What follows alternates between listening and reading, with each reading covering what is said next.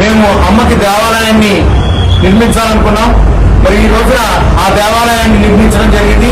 ఈ దేవాలయం ముందుగానే ప్రతినిత్యం ప్రతిరోజు వృద్ధులకు అన్నదానం దగ్గర నుంచి ర్యాలీ సందర్శించే భక్తులకు ఉచిత అల్పాహార సేవ, అదేవిధంగా మా పిల్లలు కొడుకు కోడలు డాక్టర్సు, అలాగే మా పాప టీచరు, అల్లుడు ఇంజనీరు, వీళ్ళందరూ కూడా ఫ్యామిలీ మెంబర్స్ అందరూ కలిపి సేవా కార్యక్రమాలు చేయాలని, మరి అన్నదానంతో పాటు వైద్య ఉచిత శిబిరాలు నిర్వహించడం, డాక్టర్స్ ద్వారా వైద్య సేవలు అందించడం, విద్యా సేవ చేయడం, చిన్నారులకి కొంతమంది అడాప్ట్ చేసుకుని అమ్మ పేరున చదివించాలని అనుకుంటున్నాం.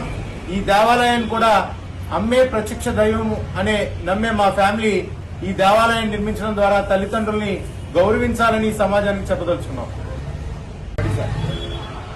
నా పేరు విషు, నా క్లాస్ యూకేజీ. నాకేమో తాత మామ అంటే చాలా ఇష్టం.